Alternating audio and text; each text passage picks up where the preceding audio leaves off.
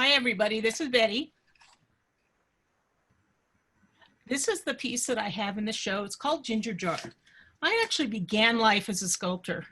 I majored in ceramics with an emphasis on sculpture, and I thought I would revisit some of the pottery forms that we learned about in school. And this is named after a traditional Asian pottery shape that is used for food storage. Next, please. This is a little bit about how I make these things. For this pattern, I made a bunch of these. I love this black, this very loosely woven black mesh. And it makes very interesting patterns when you manipulate the weave. So here I am pushing the weave around and I'm hand basting it to a linen substrate to get it to stay in place when I stitch it. Next, please.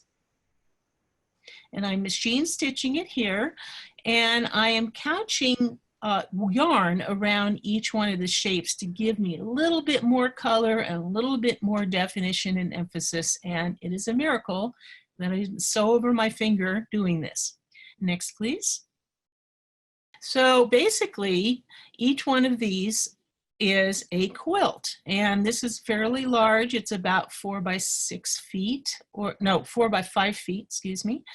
And I'm going to wrap this piece around an armature and shape it to the armature. Next, please. Here I am making the armature.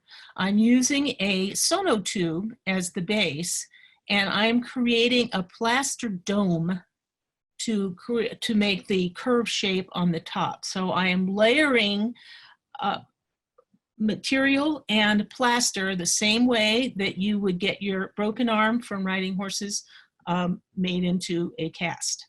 So I will make multiple layers and create this rounded shape and then remove that metal bowl and just have the plaster and the sonotube underneath everything as an armature. Next, please.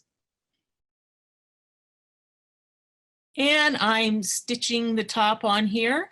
As you can see, there are no tricks here. I take the quilt that I made and I hand seam it into a circle and I smooth it over the armature, and I am shaping it to the armature with traditional hand sewing techniques. In my checkered career, I had a stint as a tailor, so I learned a lot about hand sewing. So I am using gathering stitches to bring in the quilt to go on the curve that is on the top here. Next, please. This is a piece that is called Tribute because there's a saying that we stand on the shoulders of giants, and this is a tribute to those generations of potters that anonymously made these beautiful pieces that we think about even today. And the reason that I put this one in is that you can see the details of the gathering stitches that I'm using towards the bottom of these pieces to bring the quilt in to give it a more interesting shape. So following this are several more pieces that I've made using this technique. Next, please. Here's one out of silk du peony, and I use actually kitchen string to create this pattern on the top. Next, please. This one on the left, I've used hair ties, also made out of silk du peony, and the one on the right is used 2 different fabrics together to create this contrasting pattern. And I thought I would leave you with the next slide, which is, on the left is I'm No Angel, and on the right is Vengeance.